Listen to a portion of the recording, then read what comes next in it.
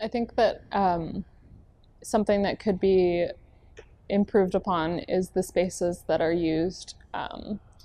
for like big corporations like Subway, Tim Hortons. There's a lot of spaces on campus that are used for those types of organizations that could be replaced with student-run organizations or community-based organizations or co-ops, just places that would make food more accessible and not be just putting money in the pockets of large corporations that don't do anything for our food systems and degrade our environment. And also the cafeteria, for example, is run by a major food organization, and students at Loyola have to pay for the cafeteria that's downstairs under the Hive Cafe. And often we have vegetarian and vegan students that have to pay for the cafeteria that's downstairs in order to live at the residence. Will come up here and eat lunch in order to get a wider variety of food, more nutritional food, and like food that has more protein in it, because the food that's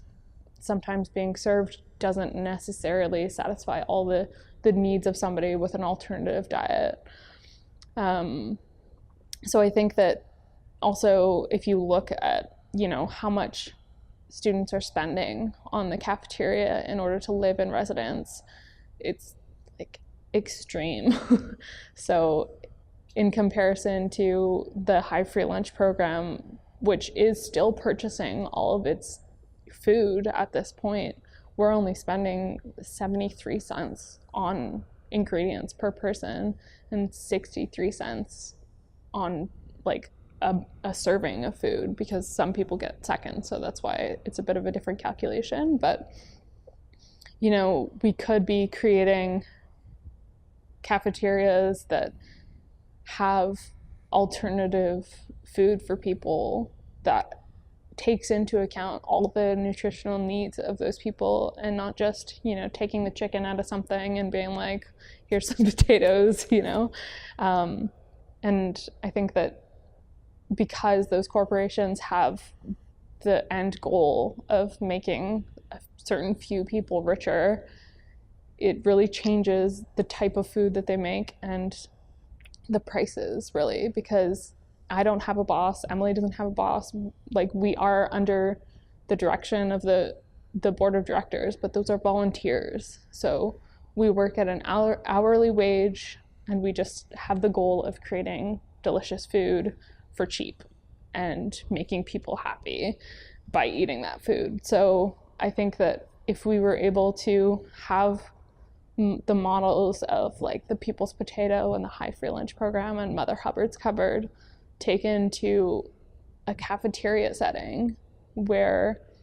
we're able to provide a couple different varieties of food and people pay for it, but in accordance to what's being served, it could completely revolutionize the way that people eat here. Because as much as a lot of people like to say that, their parents are going to be paying for the cafeteria or whatever, the people in residence parents are paying for it, a lot of times that just makes it inaccessible to people that don't have the ability or don't have the means for their parents to be able to pay for it, or don't have any financial support in that way. So I don't know the last time I was able to cook a 75-cent meal at home. And really the quantity of food is what allows us to bring down the cost of food. So if we were able to secure something like a cafeteria in that way, where people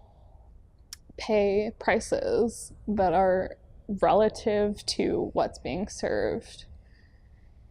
rather than having a big business corporation make money off of students that are going into debt, it would completely change the food system and allow people to actually have delicious food that nourishes their bodies, rather than just beats up their bank account and that they're not getting everything they need from it.